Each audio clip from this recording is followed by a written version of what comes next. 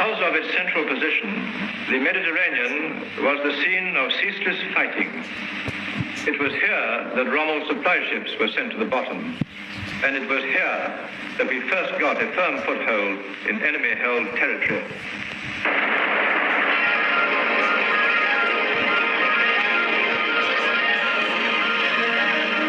To most of us, the Mediterranean means clear blue water and sky, sunshine and holidays.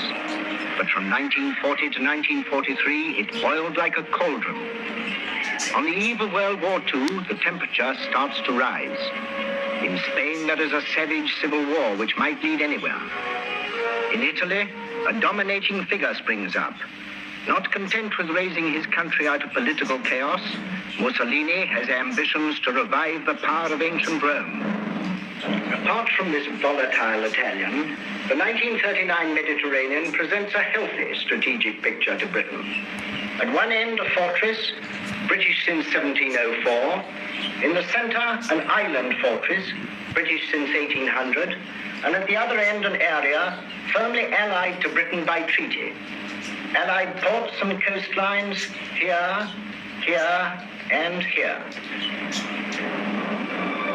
To amplify this strategic picture, Gibraltar, gateway to the Atlantic, back door to this unsettled Spain, well fortified to seaward.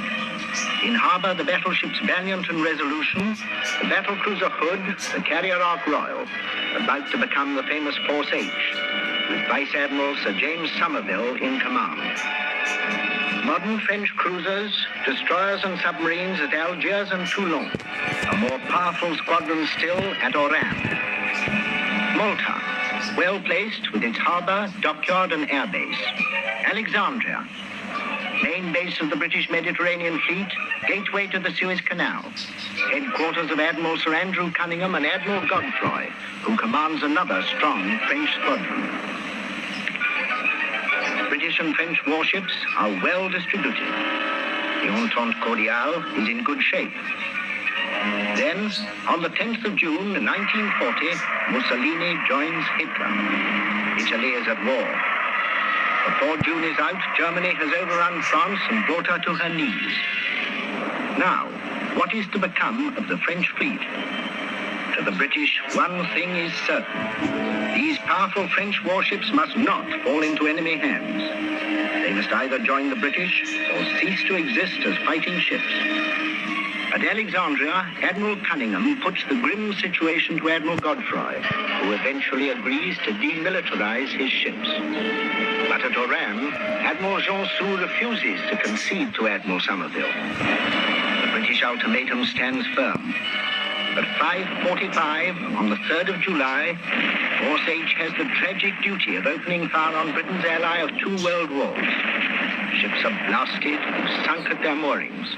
Precious lives are thrown away. However desperate the position may have seemed, little emerges but shame and bitterness.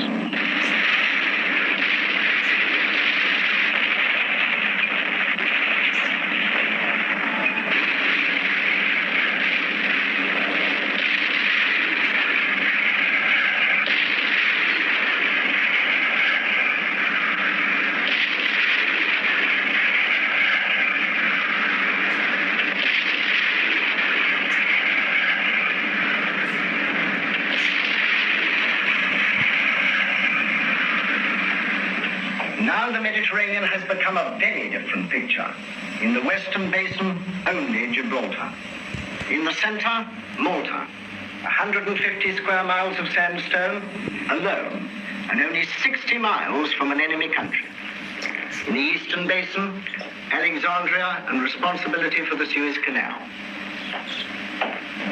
The story which follows can do no more than pick out the highlights of a 4-year battle which sways first one way then the other the whole length of the Mediterranean.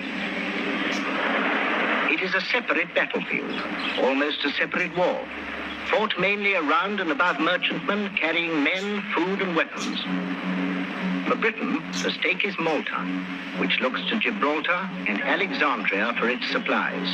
The enemy has bases at Taranto, Palermo, Sicily, Pantelleria, Cagliari, Sardinia. His stake, his armies in North Africa, fed from Bizerta and Tunis. In the background, there are the British and Italian battle fleets. In the front line, hundreds and hundreds of aircraft, shore-based on one side, carrier-borne on the other. Mediterranean seabed is about to become paved with fragmented bombs and shell and the skeletons of sunken ships. Italy invades Greece, thereby extending her air bases. And when our carrier Illustrious joins the Mediterranean fleet, Swordfish aircraft raid Taranto. A splendid fleet air arm operation which I'll tell you more about in the next episode. A second, more palatable sortie by Force H into the Mediterranean follows. A bold thrust right up into the Gulf of Genoa, and an effective bombardment of Genoa, Leghorn and Spezia. It is reported somewhat unconventionally by Admiral Somerville to the Admiralty in a signal which reads, "Bombardment completed. From all accounts, Genoa is in a bloody fine mess."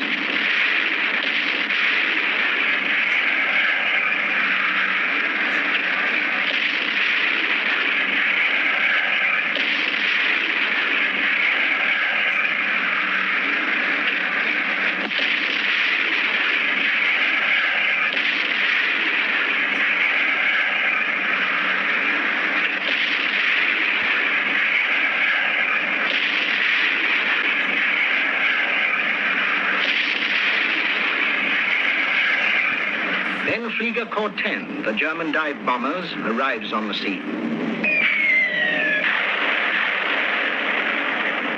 Illustrious, with its invaluable fleet air arm contribution, is hit and disabled. Now all eyes are directed towards the clear blue Mediterranean skies.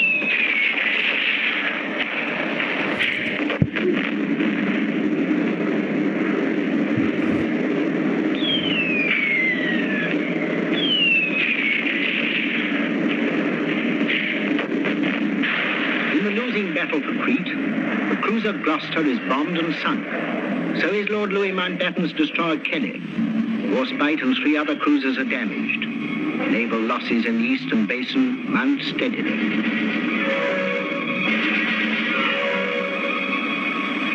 To the westward, the carrier Ark Royal, so frequently claimed by the enemy as sunk, continues to plough her way through one near miss after another, until, having flown off a load of much-needed hurricanes to Malta, she is torpedoed by a U-boat and sinks only 25 miles from Gibraltar. The Mediterranean is now truly on the boil. Hardly anything is getting through to Malta except a few supplies carried by our submarines. In November, Admiral Cunningham sails from Alexandria with battleships Queen Elizabeth, Valiant, Barham to support an attack on an Italian convoy. At 4:30 the following afternoon, 3 dull thuds are heard as torpedoes fired by U-331 strike the Barham. Slowly, she turns out of line, rolls over on her beam ends.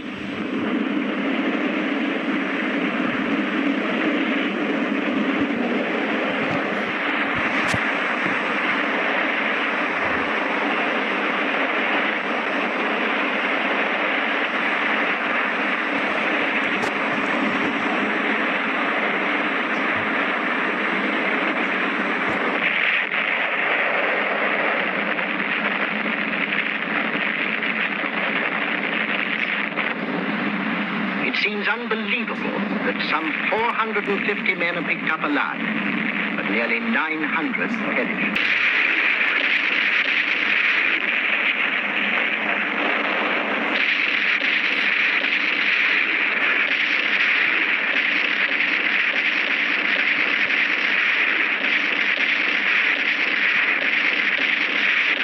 Later, a third Italian 8-inch cruiser, Pola, is found stopped, her crew demoralized.